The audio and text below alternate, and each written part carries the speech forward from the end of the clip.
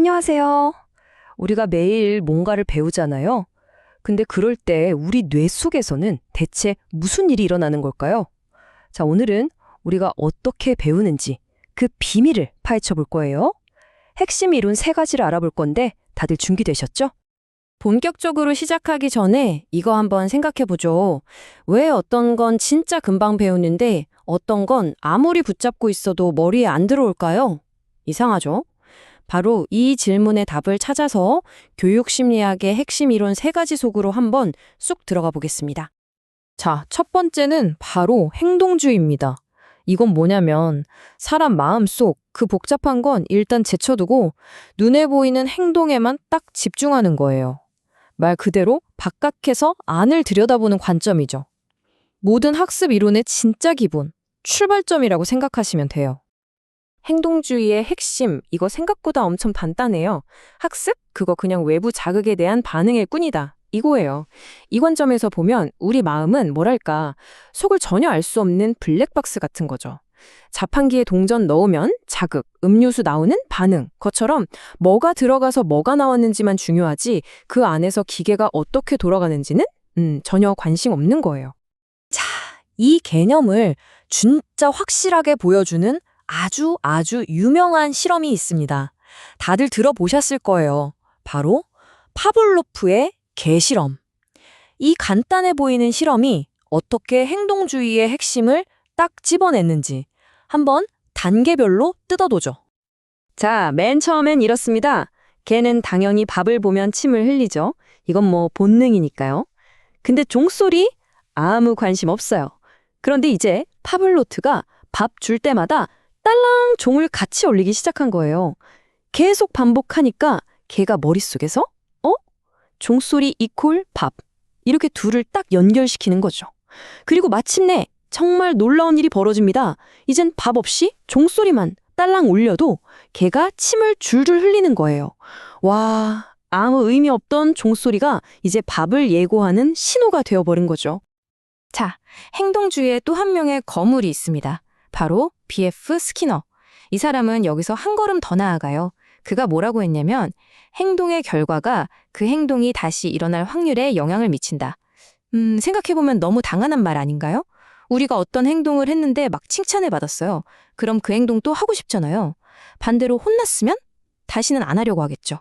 바로 이 원리, 이게 바로 조작적 조건화입니다. 스키너는 이 원리를 딱 두 가지로 나눴어요. 강화, 그리고 벌. 아주 간단합니다. 강화는 칭찬처럼 좋은 걸 주어서 어떤 행동을 더하게 만드는 거고요. 벌을 전기 충격 같은 불쾌한 걸 주어서 그 행동을 멈추게 만드는 거죠. 그 유명한 스키너 상자 실험 있잖아요. 쥐가 레버를 눌렀더니 맛있는 먹이가 나와요. 그럼 당연히 레버를 계속 누르겠죠? 이게 강화. 근데 눌렀더니 전기가 찌릿 와요. 그럼 당연히 그 레버는 피하게 되겠죠? 이게 벌입니다. 간단하죠? 자, 지금까지 행동주의는 겉으로 드러나는 행동만 봤잖아요. 근데 정말 중요한 질문이 남았죠. 그래서 그 블랙박스 안에서는 대체 무슨 일이 벌어지는데? 바로 이 질문에 대한 답을 찾으려는 움직임이 바로 인지주의입니다. 이제 드디어 그 블랙박스를 열어볼 시간이에요. 우리 마음을 하나의 컴퓨터라고 생각하고 한번 뜯어보자고요. 인지주의는 우리 마음을 일종의 고성능 컴퓨터로 봐요. 학습이라는 게 뭐냐? 외부 정보를 키보드로 입력하고 인풋, CPU에서 처리해서 프로세싱, 하드드라이브에 저장했다가 스토리지, 필요할 때 모니터에 딱 띄우는 리트리블 과정이랑 똑같다는 거예요. 이제 관심사가 겉으로 보이는 행동에서 머릿속에서 일어나는 이 정보 처리 과정으로 완전히 넘어온 거죠. 이 정보 처리 과정 크게 4단계로 볼 수 있어요. 첫 번째, 주의 집중. 주변이 시끄러운 카페에서도 친구 목소리만 딱 골라 듣는 거, 바로 그거예요. 두 번째는 부호화. 정보를 그냥 날 것 그대로 저장하는 게 아니라 나만의 방식으로 요약하거나 이미지로 바꿔서 기억하기 쉽게 압축하는 단계죠. 세 번째는 저장. 이렇게 잘 가공된 정보가 우리 뇌의 거대한 도서관, 즉 장기 기억으로 옮겨져서 차곡차곡 쌓이는 겁니다. 그리고 마지막, 이게 진짜 중요해요. 인출. 시험 볼 때 머리 쥐어짜면서 공부한 내용 꺼내는 거, 바로 그 과정입니다. 아무리 저장해도 꺼내 쓰지 못하면 꽝이잖아요. 그러니까 우리가 배웠다라고 말하려면 이 인출이 성공적으로 되어야 하는 거죠. 자, 드디어 마지막 이론입니다. 지금까지 우리는 정보를 처리하는 컴퓨터 같았잖아요. 근데 만약에 우리가 단순히 정보를 받아들이는 존재가 아니라 지식을 벽돌처럼 하나하나 쌓아서 나만의 집을 짓는 건축가라면 어떨까요? 바로 이 생각. 이게 바로 구성주의의 핵심입니다. 구성주의에서 학습자는 지식을 스펀지처럼 그냥 쏙 빨아들이는 수동적인 존재가 아니에요. 완전 정반대죠. 각자의 경험이나 생각을 재료로 삼아서 자신만의 의미를 만들어가는 아주 능동적인 건축가라는 겁니다. 생각해보세요. 똑같은 영화를 봐도 우리 전부 다 다르게 느끼잖아요. 어떤 사람은 감동하고 어떤 사람은 지루해하고 바로 그거예요. 세상을 있는 그대로 복사하는 게 아니라 각자 자기만의 방식으로 해석하고 만들어가는 거죠. 이 구성주의의 대표학자가 바로 피아제인데요.